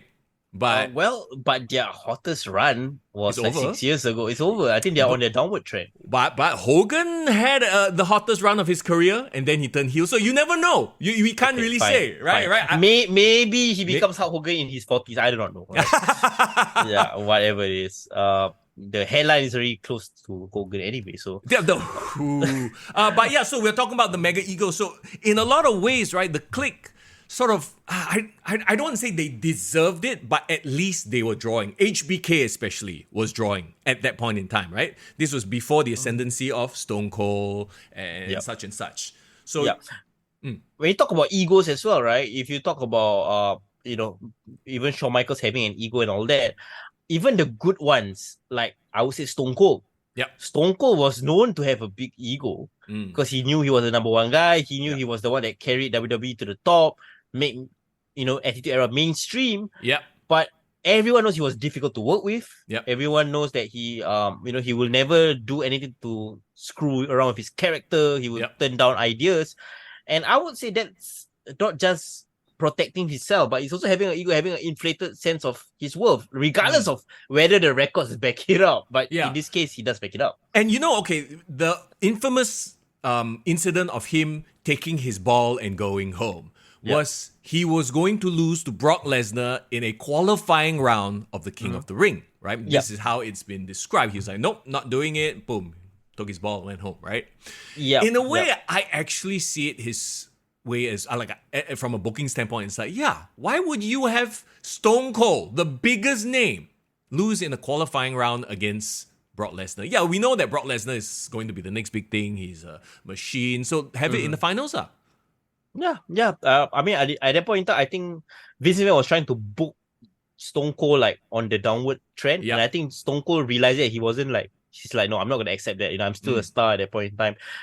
And during that era, right, Stone Cold walking away was really huge or very bad for business if you think about it, because people were buying house show tickets all for him. So when he walked away that 1 year, apparently the house show attendance dropped and the sales and the cut-offs that the boys and the girls in the back made was lesser because Stone Cold wasn't in the business. So at that point in time, right, having a top star was really, really important to WWE's business. It still is. It still is. Having a top star will always be important because people come to see the top stars, and therefore everybody else eats better. Like what Roman Reigns says, right? Like, he's the head of the table. Everyone eats well because I'm here. Yeah, and I think like having that responsibility and the way Roman Reigns says it so well, like, this burden, this responsibility on me. But I think there is a hint of truth to it in terms of how, as if the top star is drawing well, everyone else benefits, and if business is bad, everyone suffers. Now you see the difference. You see the difference here, and I hate that I have to go and bring this back to the whole AEW thing, but you see the difference. One, they are eating off Roman's plate, right? Because he's the top star and he's providing for everybody. On the other side, it's a buffet, ma. You know what I mean? Everyone gets a job regardless of whether they are a draw or not, because they are friends and they have a billionaire backing them. Do you not see that as a problem? I do. I think the problem is because they have no urgency or pressure of they need to make money. Yeah, as opposed to the WWE, and love them or hate them, they were always, quote unquote, in the fight. Obviously, they got complacent during the era where it was PG and there was no competition, whatever lah. Huh? But that's not the point here. The point here is that that's the issue with AEW right now, in that they're eating well without having to really fight. Yes, and also I think if they want to be known as just the alternative, which I think AEW's role will always just be the alternative, which is not a bad thing, right? You need to have the options, right? But if they want to be a thriving alternative, they need to create this sense of, I need to watch what's happening on AEW. Because I think somebody said it even better than most of us. the drama backstage in AEW is much more interesting than what I see on TV. Yeah. No, that's And exactly true. Yeah. that's not sustainable, right? For business. And it's terrible for the people involved as well.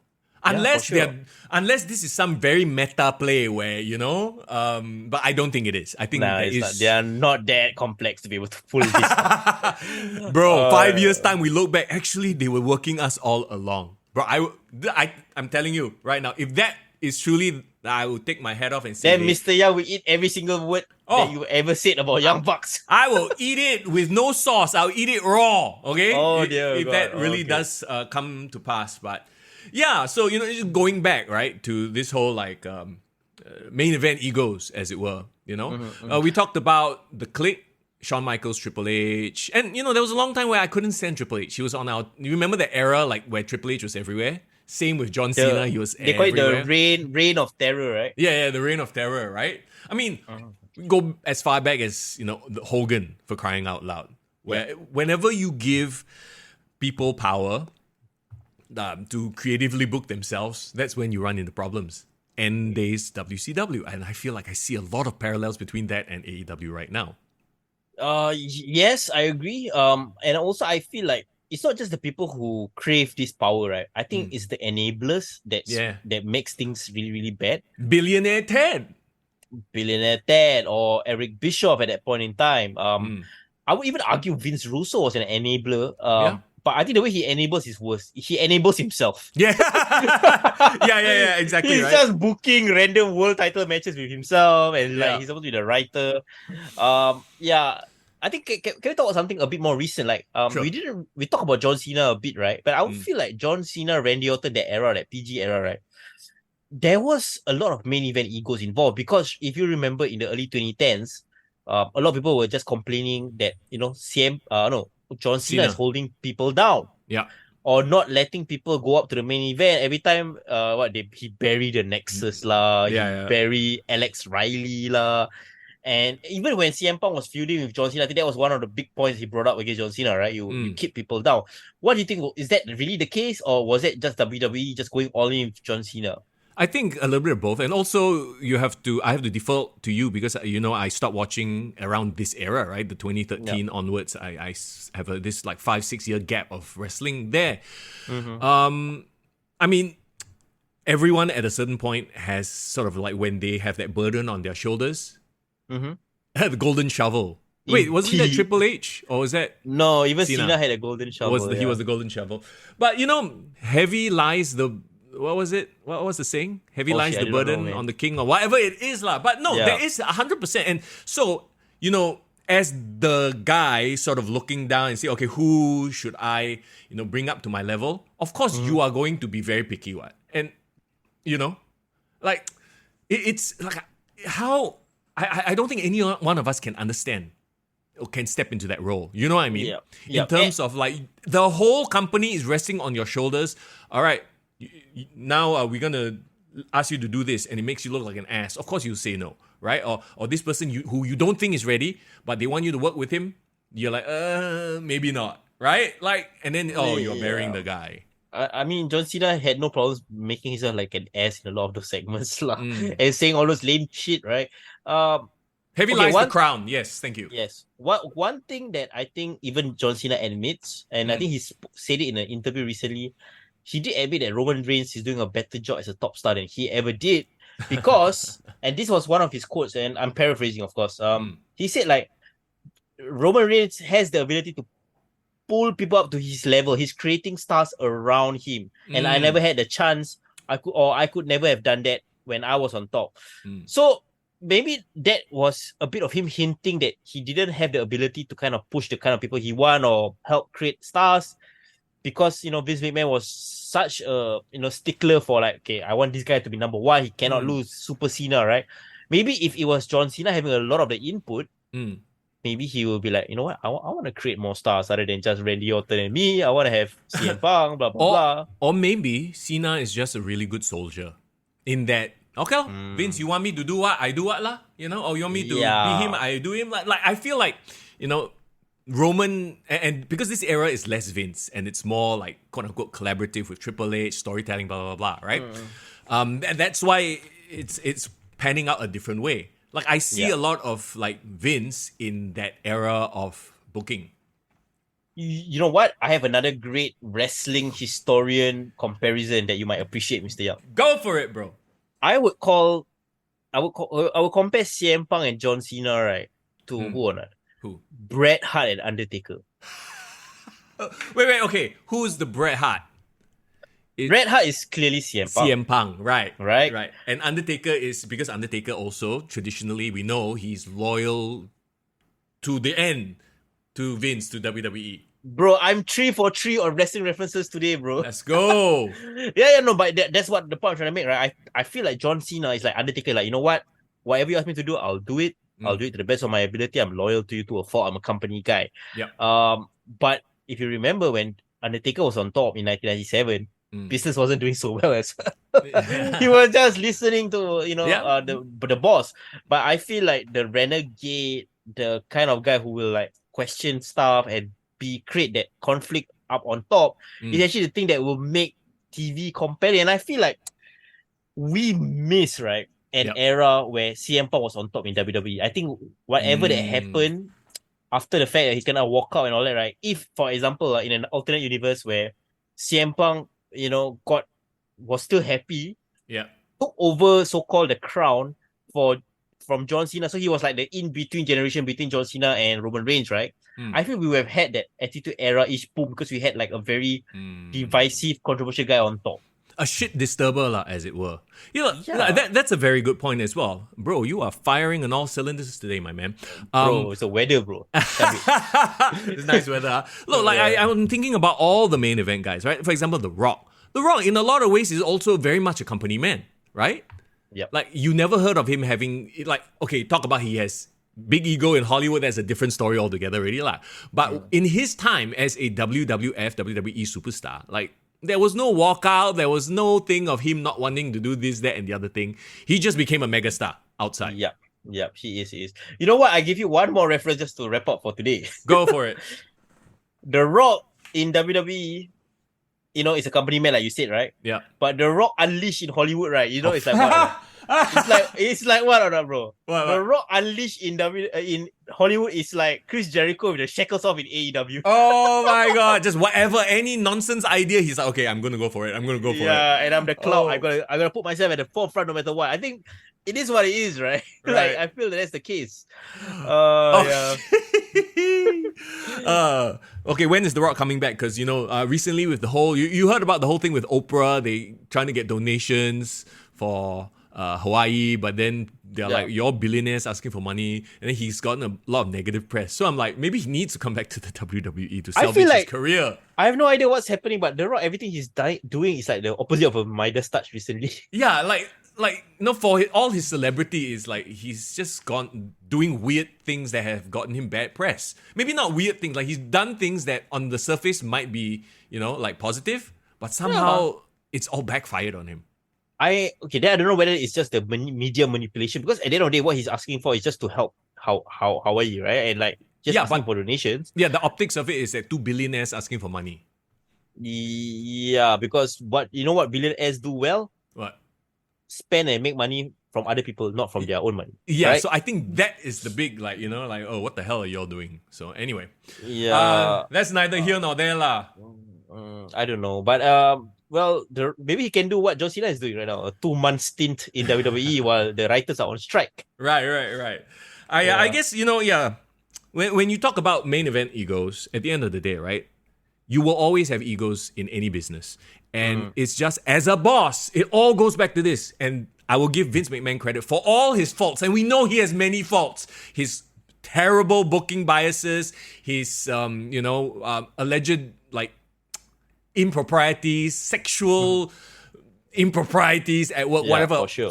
All that, he ran the ship. He dealt with the egos. I think the best of anyone I've seen in terms of this business, Like, he gave those that were drawing him, because he's a businessman. And this is another credit to him. Like, he brought back Eric Bischoff. We talked about this. He brought in people who will make him money. He will put aside his ego, and he'll do business, do what's right for business, right? So Tony Khan, on the other hand, he's not going to put his foot down on anything. And that's why you have that issue of egos running amok. And the problem over there is the elite aren't even main event. Like, maybe only Kenny Omega, you know? And you talk about them bringing in their friends. You got like the Dark Order, you got Jack Perry. None of them are, are even upper mid cards. Okay, here's a hot take for you, bro. Here's a hot take. Okay. At his peak, X-Pac was a bigger draw than these jackasses. How about that?